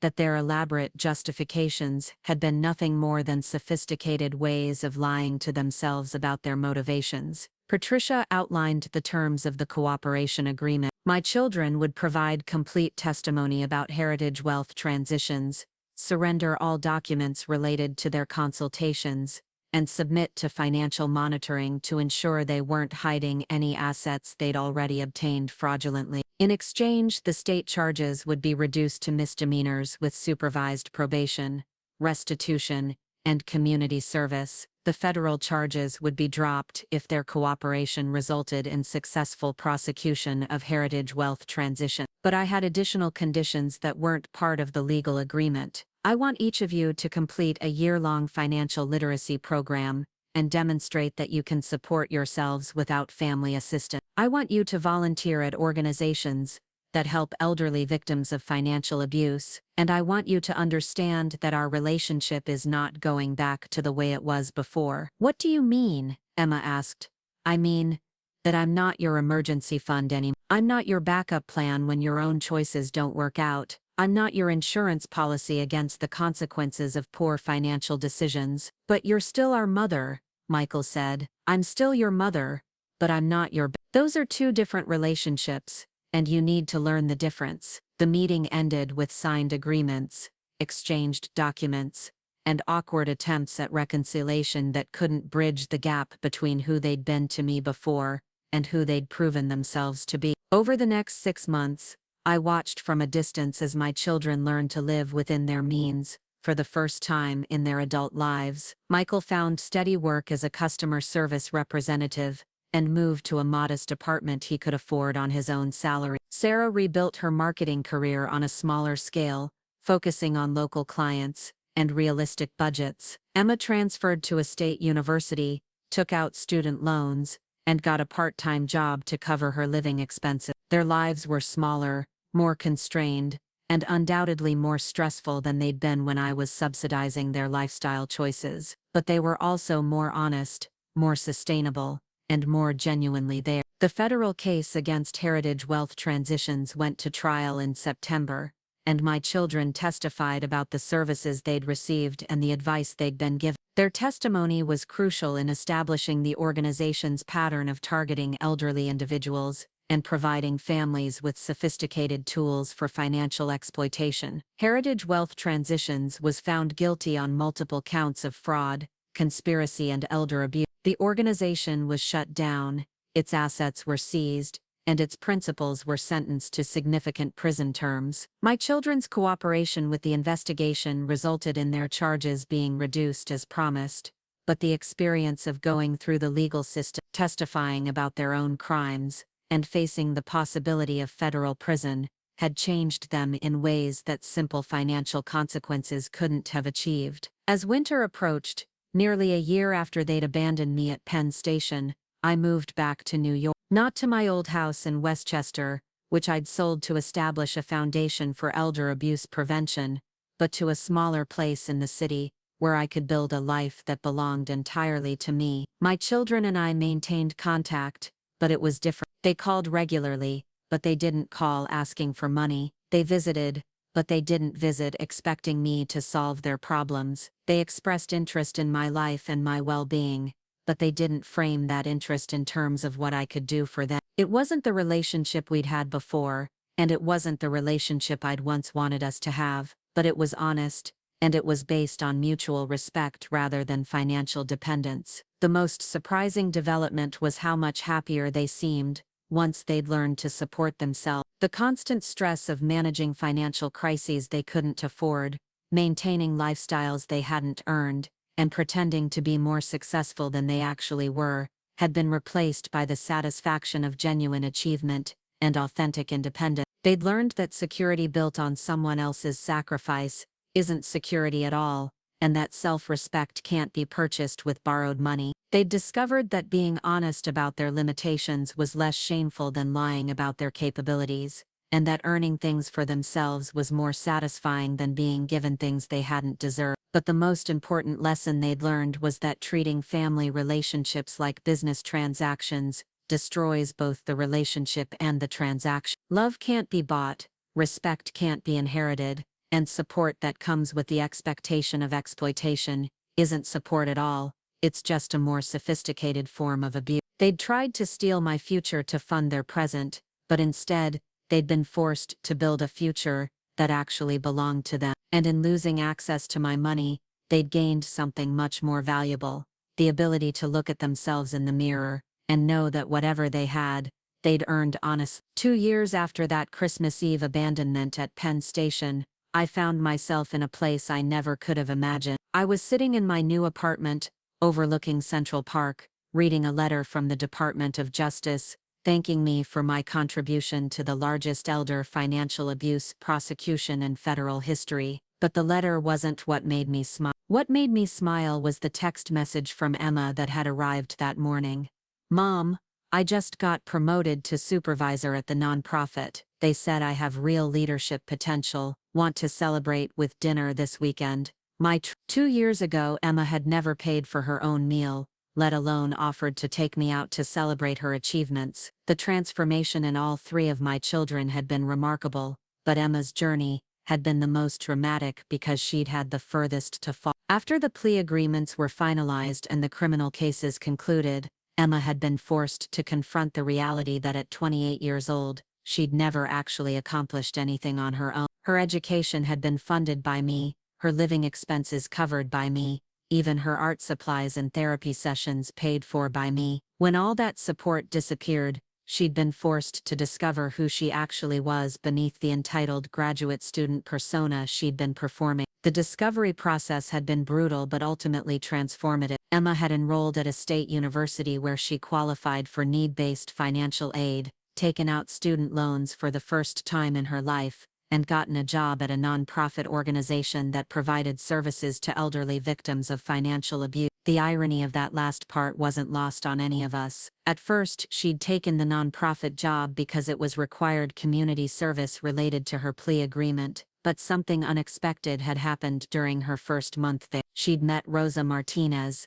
an 84-year-old woman whose grandson had stolen her Social Security checks and left her unable to pay rent. Emma had helped Rosa navigate the bureaucracy to get her benefits restored and find temporary housing, and for the first time in her life, she'd experienced the satisfaction of solving someone else's problems instead of creating them. "I never realized how good it feels to actually help people," she'd told me during one of our carefully structured monthly phone calls. "I spent so many years focused on my own problems that I never understood how much perspective you get from seeing what other people are dealing with." The monthly phone calls had been Patricia's suggestion. After the legal proceedings concluded, my children and I needed structure for rebuilding any kind of relationship. The old dynamic of unlimited access and constant crisis management was gone forever. But that didn't mean we couldn't develop something healthier in its place. The calls had started awkwardly, with all of us unsure how to interact when money wasn't the underlying subtext of every conversation. But gradually they'd evolved into something that felt more genuine than anything we'd shared during the years when I was funding their lifestyles. Michael had surprised me the most with his capacity for honest self-reflection. 6 months after his plea agreement, he'd called during one of our scheduled conversations with news that I'd never expected to hear. "Mom, I've been going to therapy to figure out why I made such destructive choices, and my therapist helped me understand something important. I think I was so afraid of disappointing you that I convinced myself lying was better than admitting I was struggling." "What do you mean?"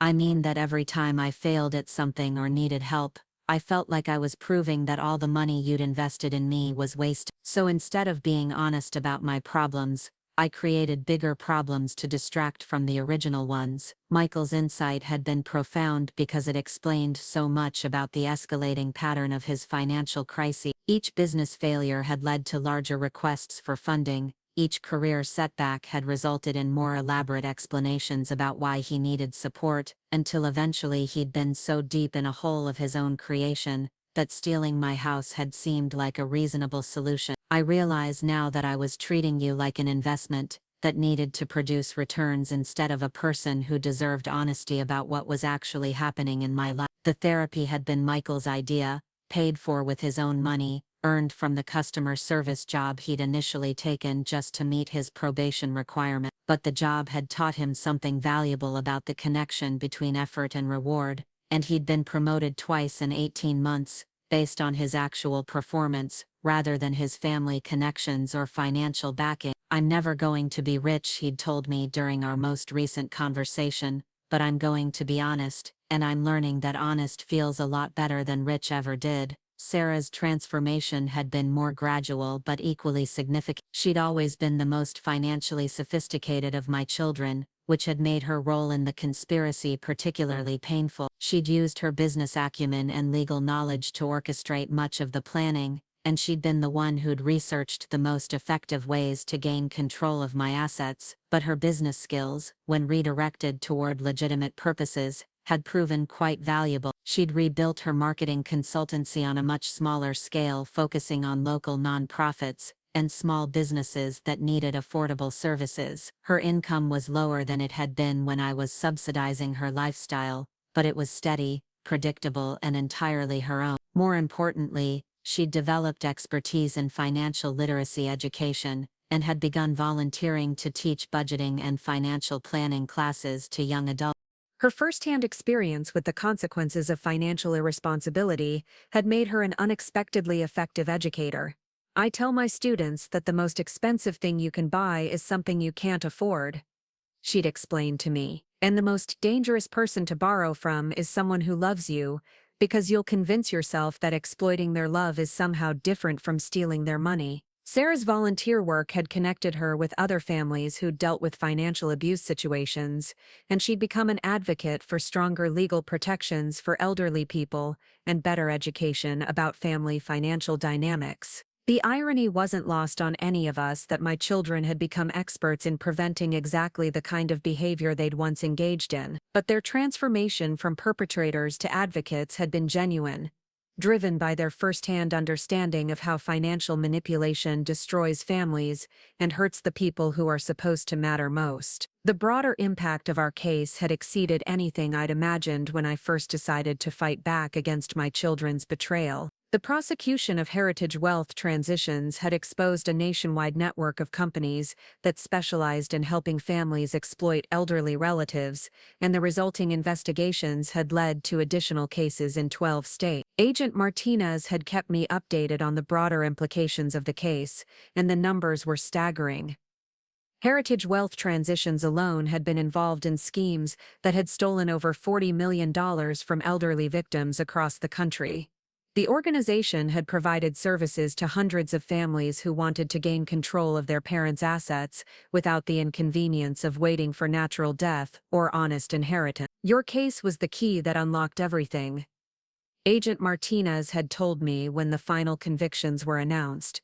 "Without your evidence and your children's testimony, we never would have been able to establish the scope of the conspiracy or the sophistication of their method." The success of the prosecution had led to federal legislation strengthening penalties for family-based financial abuse and requiring better oversight of companies that provided asset management services for elderly individuals. The law had been informally dubbed the Brown Family Protection Act, though I'd requested that my name not be used in the official title. But the legal victories and policy changes, while satisfying, weren't what had given me the most meaningful sense of resolution. What had healed me was watching my children learn to build lives based on their own efforts and achievements, rather than my financial support.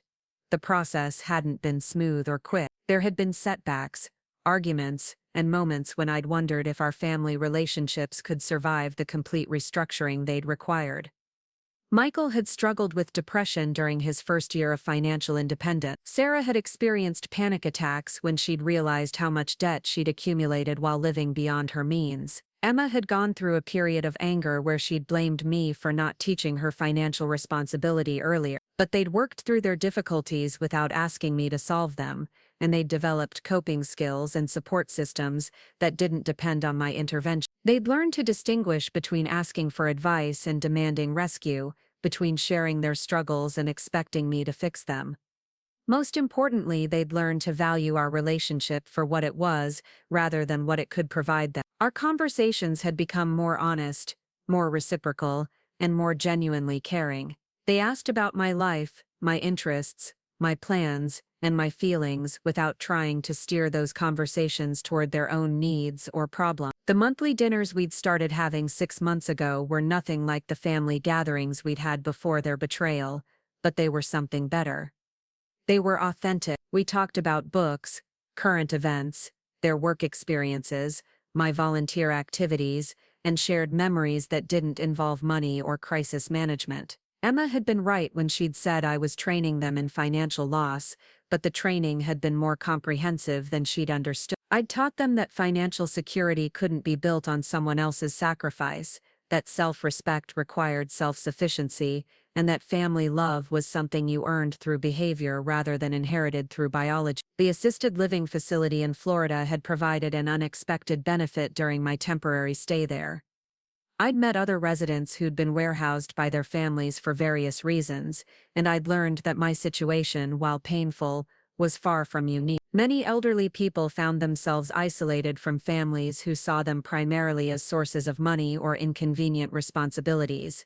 But I'd also met residents who'd developed rich, independent lives after being forced to rebuild their sense of identity and purpose. Margaret Chen, my neighbor in the facility, had been placed there by adult children who'd wanted to sell her house to fund their own business venture. Instead of accepting the situation, she'd fought back legally, regained control of her assets, and eventually moved to a retirement community that she'd chosen for herself. The best thing that ever happened to me was learning that I didn't need my children's approval to live my own life, Margaret had told me.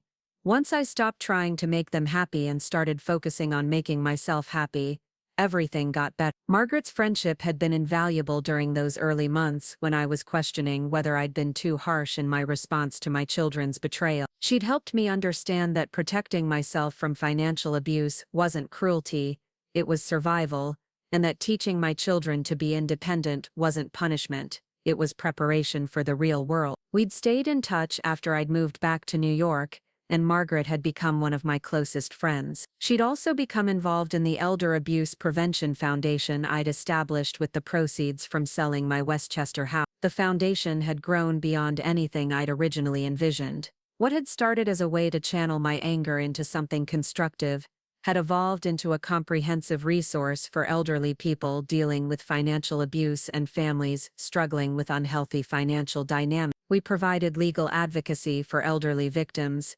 financial literacy education for families, and support groups for people who'd experienced betrayal by relatives. We also funded research into the psychological and social factors that led to elder financial abuse, and we worked with lawmakers to strengthen legal protection. The foundation had given me a sense of purpose that was more fulfilling than anything I'd experienced during my years as a traditional mother and financial advisor. Instead of managing other people's problems, I was helping to solve systemic issues that affected thousands of families. Instead of enabling dependence, I was promoting independence and self-advocacy. My children had all become involved with the foundation in various capacities, but as volunteers rather than beneficiaries. Michael helped with outreach to families who were dealing with financial abuse situations. Sarah provided financial literacy education and helped develop educational materials. Emma worked directly with elderly victims, using her experience at the nonprofit to provide emotional support and practical assistance. Their involvement wasn't required by their plea agreements or mandated by any legal obligations.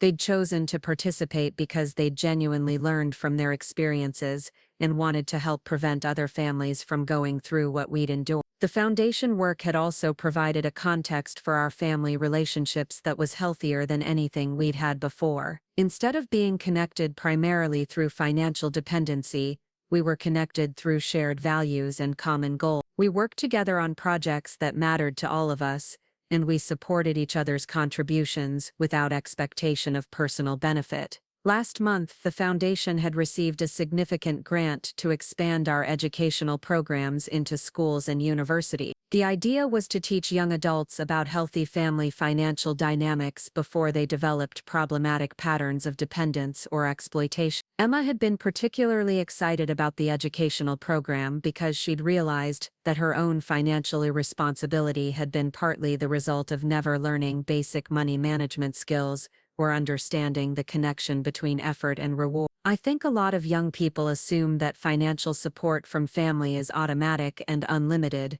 she'd said during our planning meeting. Nobody teaches you that support is a gift that comes with responsibilities, or that taking advantage of someone's love is actually a form of abuse. The educational program would include modules on financial independence, family boundaries, elder abuse prevention, and the psychological factors that led to financial exploitation. We'd also developed case studies based on real situations, including our own, to help students understand the real-world consequences of financial irresponsibility and family manipulation. As I sat in my apartment that evening, reflecting on everything that had happened since that Christmas Eve abandonment, I realized that my children's betrayal had ultimately led to the most meaningful and authentic relationships we'd ever had. They'd tried to steal my future to fund their present, but in failing to do so, they'd been forced to build futures that actually belonged to them. They'd lost access to my money, but they'd gained self-respect, independence, and the satisfaction of genuine achievement. I'd lost the illusion that unconditional financial support was the same thing as unconditional love, but I'd gained children who valued me for who I was, rather than what I could provide them. The family we'd become was smaller, more honest, and more sustainable than the family we'd been. We were connected by choice rather than obligation, by mutual respect rather than financial dependence, and by shared values rather than shared resources. My children had learned that security built on someone else's sacrifice isn't security at all, and that relationships based on exploitation eventually consume themselves. They'd discovered that earning things for themselves was more satisfying than being given things they hadn't deserved, and that honesty about limitations was less shameful than lying about capability. But most importantly, they'd learned that treating family relationships like business transactions destroys both the relationship and the transaction. Love can't be bought, respect can't be inherited, and support that comes with the expectation of exploitation isn't support at all. 2 years ago, my children had seen me as a problem that needed to be managed, and an asset that needed to be liquidated. Today, they saw me as a person they respected, and a family member they'd earned the right to love honestly. The transformation hadn't been easy, and it hadn't been quick, but it had been complete. My children had learned the most expensive lesson of their lives, and it had turned out to be the most valuable education they'd ever received. As I prepared for bed that night, I thought about Emma's promotion and her offer to take me to dinner to celebrate. 2 years ago, she'd been a 28-year-old graduate student who'd never paid for her own meal. Today, she was a supervisor at a nonprofit organization who was proud to treat her mother to celebrate her own achievements. That transformation, multiplied across all 3 of my children, was worth more than any financial inheritance I could have left them. I'd given them something much more valuable than money. I'd given them the ability to build lives they could be proud of, relationships they could trust, and futures they'd earned honestly. My children had tried to train me in financial loss by stealing my assets and controlling my life. Instead, I'd trained them in something much more important. I'd taught them the difference between taking and earning, between dependency and independence, between exploitation and love, and in learning those lessons, they'd become the kind of people I could actually be proud to call my children. 3 years had passed since that transformative Christmas Eve, and I was standing in the ballroom of the Marriott, in downtown Manhattan, surrounded by over 300 people who had gathered for the 3rd annual Elder Financial Protection Conference. The foundation had grown beyond my wildest expectations, and this conference had become the premier national event for professionals working in elder abuse prevention. But tonight wasn't about statistics or policy victory. Tonight was personal, because my children were scheduled to speak publicly about their experiences for the first time since the criminal proceedings had concluded. I watched from the wings as Emma took the stage first. She was wearing a professional navy dress I'd never seen before, one she'd obviously purchased with her own money,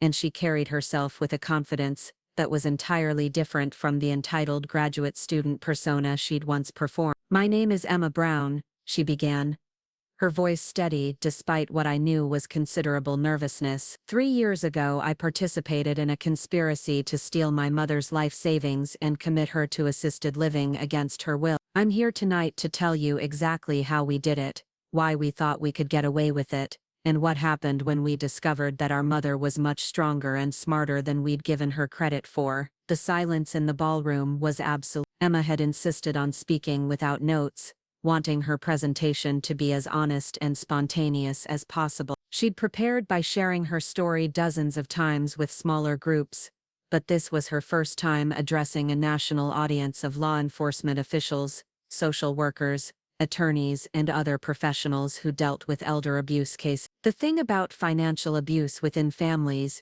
is that it doesn't start with a decision to steal," Emma continued.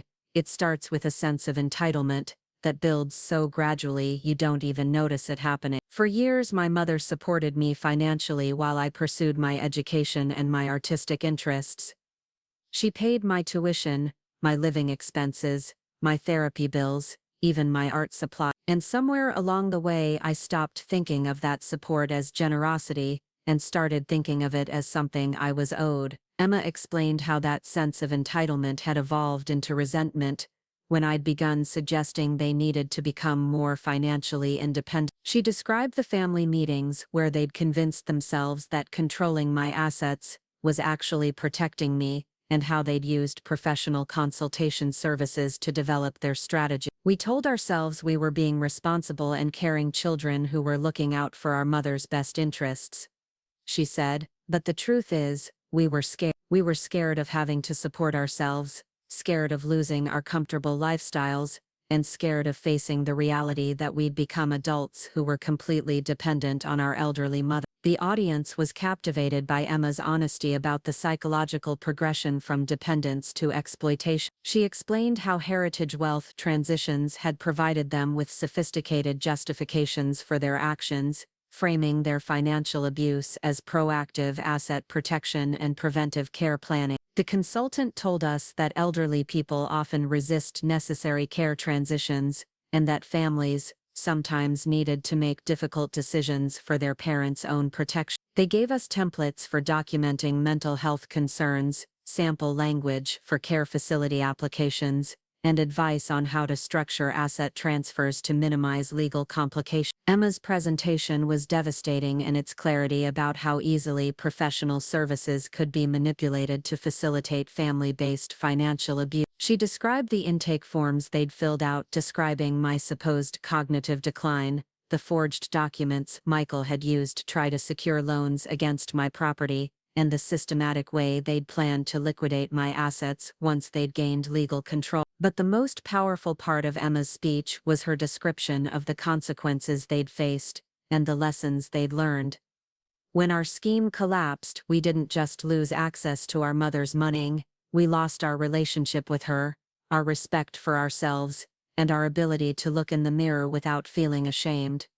We faced criminal charges, federal investigation, and the possibility of spending years in prison. But the worst consequence was realizing that we'd become the kind of people who would steal from someone who loved us." Emma concluded by describing her current work with elderly abuse victims, and her transformation from perpetrator to advocate. She talked about the satisfaction of earning her own living, the pride of genuine achievement, and the relief of building a relationship with me that was based on mutual respect rather than financial exploitation. "I can't undo what I did to my mother, but I can use that experience to help other families avoid making the same mistakes. I can teach young people about the difference between family support and family exploitation. And I can tell elderly people that they have the right to protect themselves from their own children if necessary." The applause when Emma finished was sustained and genuine. Several people in the audience were crying, and I could see others taking notes furiously, recognizing the value of hearing the perpetrator's perspective on how financial abuse develops and how it can be prevented. Michael spoke next, and his presentation focused on the business and legal aspects of their conspiracy. He explained how they'd researched elder law, explored inheritance acceleration options, and worked with heritage wealth transitions to develop what they'd believed was a legally defensible plan for gaining control of my assets. We weren't operating in an information vacuum, Michael said. We had professional guidance, legal templates, and what we thought was expert advice about how to protect elderly parents from their own poor judgment. The problem wasn't that we didn't know what we were doing. The problem was that what we were doing was fundamentally wrong, regardless of how sophisticated our methods were. Michael described the loan application process where he'd forged my signature, explaining how easy it had been to find online resources about power of attorney documents and asset verification procedure. He talked about the business plan he'd developed for accessing my estate funds and how he'd convinced himself that managing my money more efficiently would benefit everyone involved. I told myself I was being a responsible son who was preventing my mother from making poor financial decisions. But the truth is, I was being a thief who was using family relationships to justify stealing. The fact that I had sophisticated methods and professional consultation didn't change the fundamental nature of what I was attempting to do. Michael's presentation was particularly valuable for the law enforcement officials in the audience, because he provided detailed information about how financial abuse conspiracies are structured and how families use legitimate-seeming documentation to cover fraudulent activity. Sarah spoke last, and her presentation focused on the broader systemic issues that enabled family-based financial abuse. As the most business-savvy of my children, she'd been responsible for much of the strategic planning, and she had insights into how the system could be reformed to better protect elderly people. Elder financial abuse is a growth industry, Sarah said bluntly. There are companies that specialize in helping families gain control of elderly relatives' assets, and they market their services as legitimate care planning and asset protection. These companies operate in legal gray areas, providing services that look professional and sound reasonable but are actually designed to facilitate exploitation. Sarah explained how Heritage Wealth Transitions had connected them with other service providers, including attorneys who specialized in competency proceeding, financial advisors who could help families access estate funds early, and care facilities that were willing to accept residents based on family representations rather than independent medical evaluation. We weren't just three greedy adult children who decided to steal from our mother. We were clients of an entire industry that profits from helping families exploit elderly relatives while maintaining plausible legal cover. Sarah's presentation included specific recommendations for regulatory changes that could make family-based financial abuse more difficult to execute and easier to detect. She proposed stronger oversight of companies that provided elder care consulting services, mandatory independent evaluation for competency proceedings initiated by family members, and better training for financial institutions about recognizing signs of elder abuse. But like Emma and Michael, Sarah spent significant time discussing the personal transformation she'd undergone as a result of facing consequences for her actions. Learning to support myself financially was the hardest thing I'd ever done, but it was also the most important. For the first time in my adult life, I had to take responsibility for my own choices and live with the consequences of my own decisions. It was terrifying and liberating at the same time. After all three presentations concluded, there was a panel discussion where my children answered questions from the audience. The questions were tough and sometimes hostile, particularly from social workers and victim advocates who dealt with the aftermath of elder abuse cases. One social worker asked Emma how she could justify working with elderly abuse victims given her own history as a perpetrator.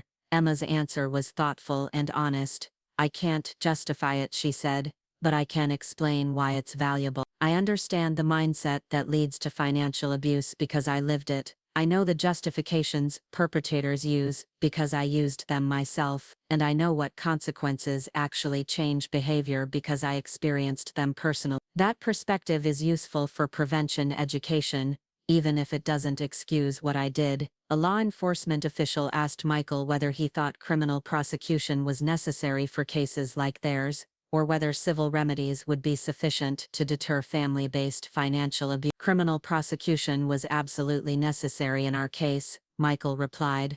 Civil remedies wouldn't have been sufficient because we didn't think we were doing anything wrong. We thought we were being responsible and caring children. It took the threat of federal prison to make us understand that our actions constituted serious crimes. The most challenging question came from an elderly woman in the audience, who identified herself as a financial abuse survivor. She asked Sarah how families could rebuild trust after one family member had betrayed another's financial security. "I don't think trust can be rebuilt," Sarah answered honestly. "I think you have to build something new that's based on different foundations. My relationship with my mother now is healthier than it was before, but it's not the same relationship we had when she was financially supporting us. We had to learn to value each other for different reasons." As I listened to my children answer these difficult questions with honesty and humility, I felt something I hadn't expected: pride. Not pride in what they'd done, but pride in who they'd become as a result of facing consequences for their actions. They'd learned that accountability wasn't punishment,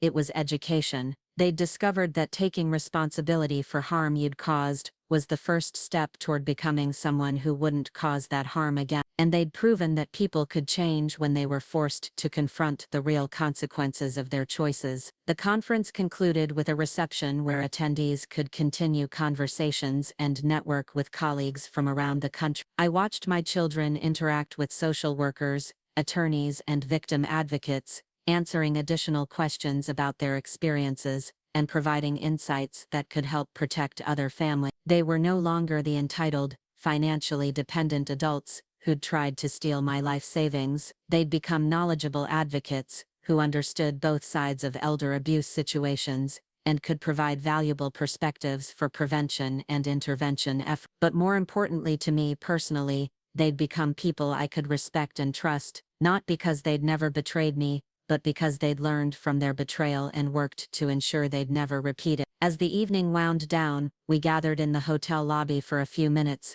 before going our separate ways. It was the first time we'd been together publicly, as a family, since the criminal proceedings had concluded, and the experience had been both challenging and healing. "Thank you for letting us do this," Emma said. "I know it wasn't easy for you to hear us talk about what we did to you in front of all those people." "It wasn't easy," I agreed, "but it was important. Your perspectives are valuable for preventing other families from going through what we went through." "Do you think we helped anyone tonight?" Michael asked. "I think you helped everyone who was in that room understand that financial abuse isn't just about greed or evil people taking advantage of innocent victims. It's about how normal family dynamics can become toxic when financial dependence replaces emotional connection." Sarah nodded thoughtfully. "I hope we can continue doing this kind of education. I think there are a lot of families out there who are heading down the same path we went down, and maybe hearing our story could help them change course before it's too late." As I said goodbye to my children that night, I reflected on how completely our family dynamics had changed. 3 years ago, they'd seen me as an obstacle to overcome and an asset to liquidate. Tonight, they'd seen me as a partner in important work and a family member they were proud to stand beside. The transformation hadn't been quick or easy, but it had been complete. My children had learned that respect couldn't be inherited, and support couldn't be demanded. They'd discovered that genuine achievement was more satisfying than unearned benefits, and that honest relationships were more valuable than financially advantageous ones. They'd tried to steal my future, but instead they'd been forced to build futures they could actually be proud of. And in the process, we'd all learned that sometimes the most loving thing you can do for someone is refuse to enable their worst impulses, even when that person is your own child. Up next, you've got 2 more standout stories right on your screen. If this one hit the mark, you won't want to pass these up. Just click and check them out.